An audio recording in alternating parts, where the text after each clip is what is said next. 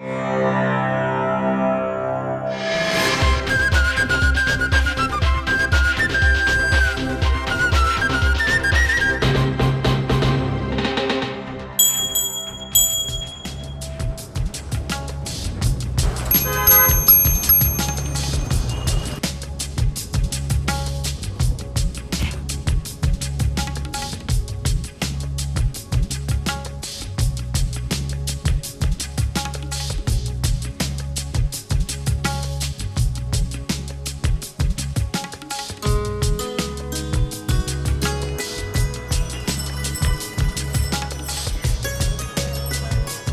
দর্শক, আমি মারুফ পাঠান, made in Bangladesh অনুষ্ঠানে আপনাদের স্বাগত।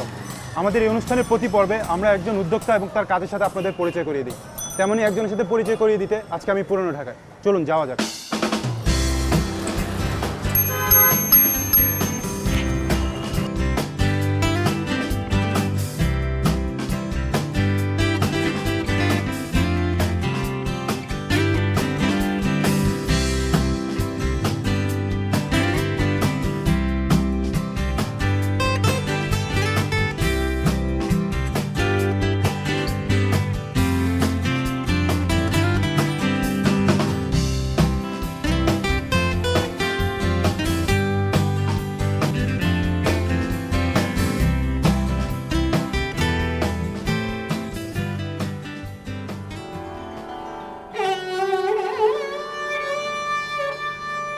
সপ্তম শতকে বুড়িগঙ্গা নদীর তীর ঘেঁষে গড়ে উঠেছিল আজকের এই ঐতিহ্যবাহী পুরান ঢাকা। তবে মুঘল শাসকদের আবির্ভাবের মধ্য দিয়ে পুরান ঢাকায় যেমন গড়ে উঠেছে একের পর এক শৈল্পিক নিদর্শন, তেমনি ব্যাপক প্রসার হয়েছে ব্যবসা বাণিজ্যের। বুড়িগঙ্গা নদীর তীর ঘেঁষে গড়ে ওঠা এই নগরীকে কেন্দ্র করেই সারা দেশের ব্যবসা বাণিজ্য পরিচালিত হয়ে এসেছে, যা এখন পর্যন্ত অব্যাহত আছে। তেমনি আছে সম্ভাবনাময় শিল্প কারখানা। এসব শিল্প কলকারখানায় একসময় বিদেশ থেকে আসা পণ্যের হুবহু পণ্য তৈরি হতো। সেই ধারার কিছুটা অব্যাহত থাকলেও এখন পুরো এলাকা জুড়ে তৈরি করা হচ্ছে দেশীয় সামগ্রী, যা দেশের স্থানীয় বাজারে চাহিদা মিটিয়ে রপ্তানি হচ্ছে বিদেশেও।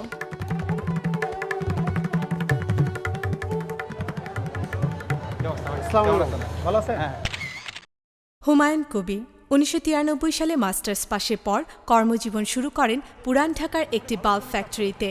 প্রায় 2 বছর ওই প্রতিষ্ঠানে ব্যবস্থাপকের দায়িত্ব পালন করেন তিনি। পরে মালিকের একটি বাল্ব ফ্যাক্টরি ভাড়া নেন হুমায়ুন কবির। এরপর আর পেছনে ফিরে তাকাতে হয়নি এইচকে ইলেকট্রনিক্সের সফল কর্ণধার হুমায়ুন কবিরকে। মাত্র একটি বাল্ব ফ্যাক্টরি থেকে একাধিক বাল্ব ফ্যাক্টরির মালিক এই সফল উদ্যোক্তা। এইচকে ইলেকট্রনিক্সে প্রতিদিন তৈরি হচ্ছে 20,000 বাল্ব, যা আলো ছড়াচ্ছে দেশের বিভিন্ন প্রান্তে। যে কোনো একটা কাজ করতে হলে একটা এক্সপিরিয়েন্সের দরকার। আমি প্রথমে আমাদের এই লেভেলে একটা বাল্ব ফ্যাক্টরিতে আমি প্রথমে চাকরি দিই। প্র্যাকটিক্যালি একটা এক্সপিরিয়েন্স আমার, সেটা আমি আয়ত্ত করি। তারপরে আমি নিজে ফ্যাক্টরি চালু করি। আমার কিন্তু মার্কেটিংয়ের কোনো এক্সপিরিয়েন্স ছিল না, কীভাবে এটা বাজারজাত করতে হয়। প্রথমে আমি তৈরি করি এগুলা কয়েকটা কোম্পানিকে, যাদের রেজিস্টার্ড করা কোম্পানি, ওদের বিভিন্ন ব্র্যান্ডে আমি তৈরি করে দিতাম। দিন বাই ডে যেটা আপডেট হচ্ছে, তাহলে আমাদের কিভাবে আমরা বিদ্যুৎ কম করতে পারি, এই জন্য কিন্তু আমাদের এই এনার্জি সেভিং ল্যাম্প শুরু হয়েছে। আমাদের এই জেনারেল লাইটের পাশাপাশি আমি যদি সিএলএফটা করতে পারি, আমরা অলরেডি এটা চায়না থেকে আনি, এখানে অ্যাসেম্বলিং করে মার্কেট করতেছি। তো আমার ভবিষ্যৎ পরিকল্পনা হলো, যদি আমি সিএলএফটা যদি আর একটু স্বয়ংসম্পূর্ণ করার আমার ইচ্ছা আছে, সেটা আমরা নিজেরা অ্যাসেম্বলিং করে বাজারজাত করব।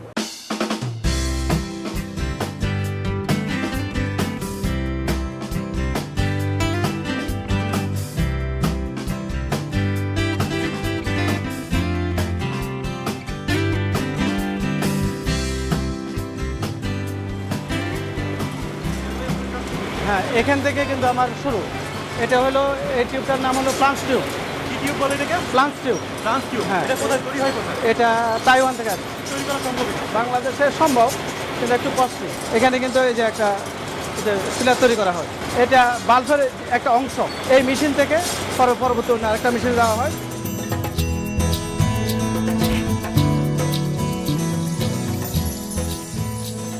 এটা হলো সেকেন্ড ধাপ, ওটা ছিল ফিলার মেশিন, আর এটা হলো স্টিম মেশিন। হ্যাঁ, এই যে এখানে অ্যাডজাস্ট দেওয়া হয়, আর 2টা করে লিড ইন ওয়্যার দেওয়া হয়। এটা হলো লিড ইন ওয়ার। এটাও হ্যাঁ। তাইওয়ান থেকে আসে, না, এটা ইন্ডিয়া থেকে আসে। ইন্ডিয়া থেকে আসে। হ্যাঁ, তখন এখান থেকে দেওয়া হয়, এই অ্যাসেম্বলিং হয়ে বার্নার হয়ে এটা কমপ্লিট। এই যে এখানে একটা স্টিম হয়ে গেল, কমপ্লিট একটা স্টিম তৈরি হয়ে গেল।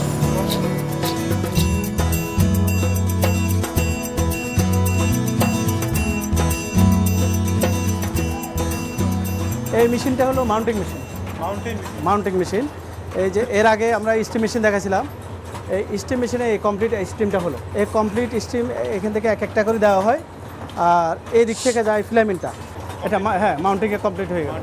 হ্যাঁ, ফিলামেন্ট দেওয়া হলো, দুটা মলি আসছে ওই দিক থেকে, আর এখানে গ্যাটার দেওয়া হয়। এই যে এখানে একটা কেমিক্যাল দেওয়া আছে, এটা হলো জাস্ট ফিলামেন্টকে টেম্পার দেওয়া, এটা টেকসইয়ের জন্য, যেটা লংজিভিটির জন্য বাড়ে।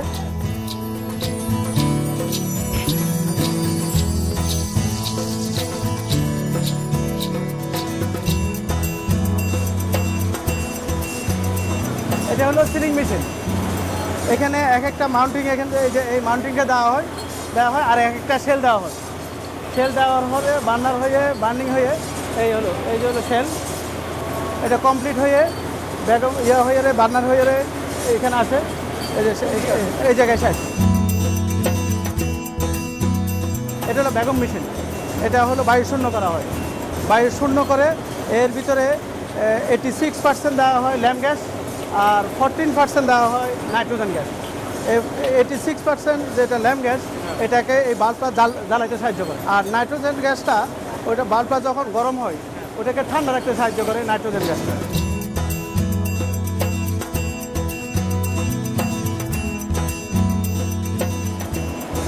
এই অবস্থায় চলবে। হ্যাঁ, এই অবস্থায় চলবে। যেমন আমি এখানে দেখাই আপনাকে,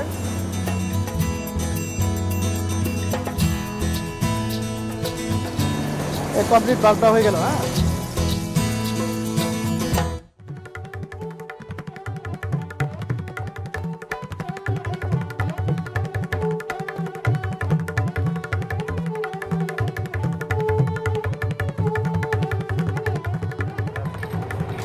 বাল্ব তৈরির এই প্রক্রিয়াটাকে শেষ ধাপ হিসেবে ধরা যায়। এখানে বাল্ব তার ছিপির সাথে যাতে ভালোভাবে লাগে সেজন্য ব্যবহার করা হয় সিমেন্ট। সেই সিমেন্ট যাতে ছিপির সাথে আবার ভালোভাবে লাগে সেজন্য পাঠানো হয় তাপ দেওয়ার জন্য।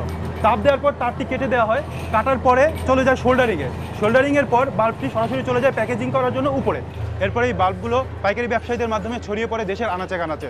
পুরো দেশে মোট 15টির মতো বড় পরিসরে কারখানা আছে, আর পুরনো ঢাকার আশেপাশে আছে বেশ কয়েকটি কারখানা। সম্ভাবনাময় বাংলাদেশের আনাচে কানাচে লুকিয়ে আছে এমন অনেক আশার আলো, যাদের হাত ধরে দেশের অর্থনীতি পেতে পারে নতুন গতি।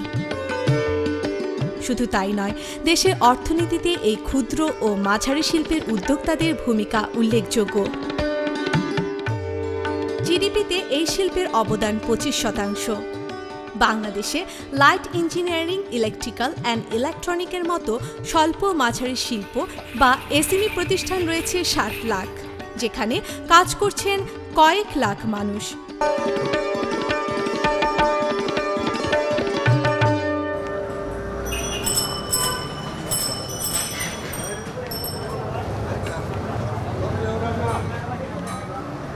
পুরানো ঢাকার ঐতিহ্যের একটি বিরাট অংশ জুড়ে আছে খাবার দাবার, আর তার মধ্যে হচ্ছে বিরিয়ানি। পুরানো ঢাকার হাজির বিরিয়ানি, নান্নার বিরিয়ানি, বিভিন্ন বিরিয়ানির দোকান আছে। এখন আমরা দাঁড়িয়ে আছি সেই বিখ্যাত হাজির নান্নার বিরিয়ানির সামনে।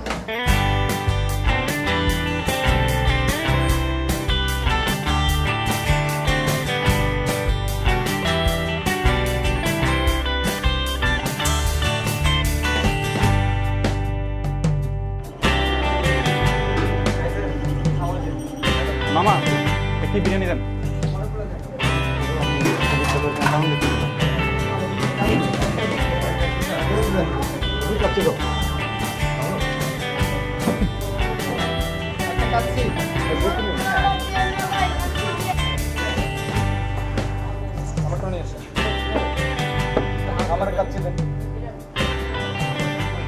শুধু কাচ্চি বিরিয়ানি না, এখানে মোরগ পোলাও পাওয়া যায়, গরুর তেহারিও পাওয়া যায়, বলেও বিরিয়ানি পাওয়া যায় সবাই মিলে খাওয়ার জন্য।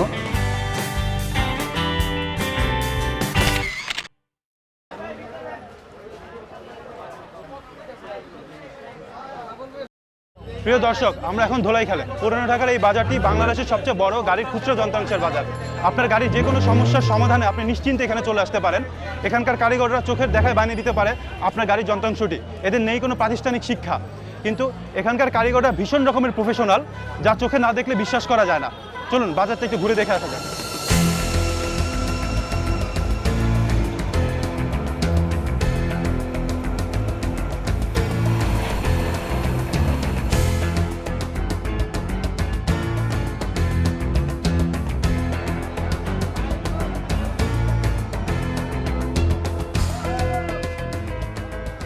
এখানে মিনিমাম 10,000 শ্রমিক আছে পুরো ধোলাইখাল।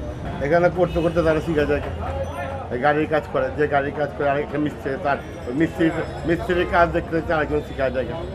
বিদেশে হলো কম্পিউটার, আর আমাদের হাতের কাজ। এখন আমাদের তো কম্পিউটার আছে, যেগুলো বড় বড় কোম্পানির মধ্যে আছে।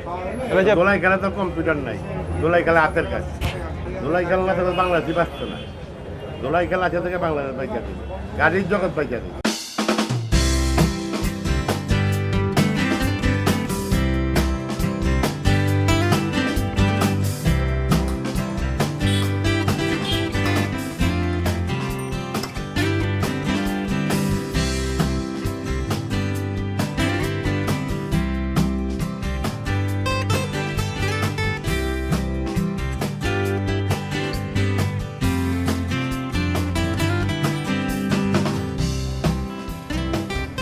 প্রিয় দর্শক, দেখা যাচ্ছে খুব সুন্দর একটি বাড়ি। পুরনো ঢাকা একসময় এরকম অনেক স্থাপত্য নিদর্শন ছিল, কিন্তু এখন যার খুব একটা দেখা যায় না। যেহেতু পথ চলতে পেয়ে গেলাম, ঘুরে দেখা যাক ভিতরে কি আছে।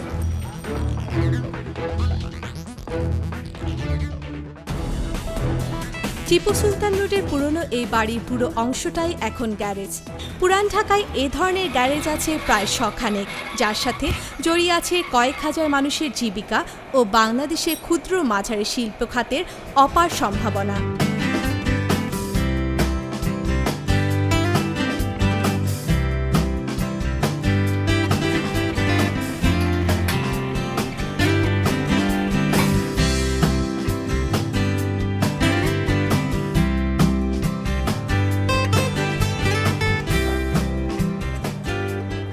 দর্শক, মেড ইন বাংলাদেশ আজ এই পর্যন্তই। দেখা হবে আগামীতে নতুন কোনো সম্ভাবনা কিংবা উদ্যোক্তাকে সাথে নিয়ে। সে পর্যন্ত সুস্থ থাকুন, ভালো থাকুন।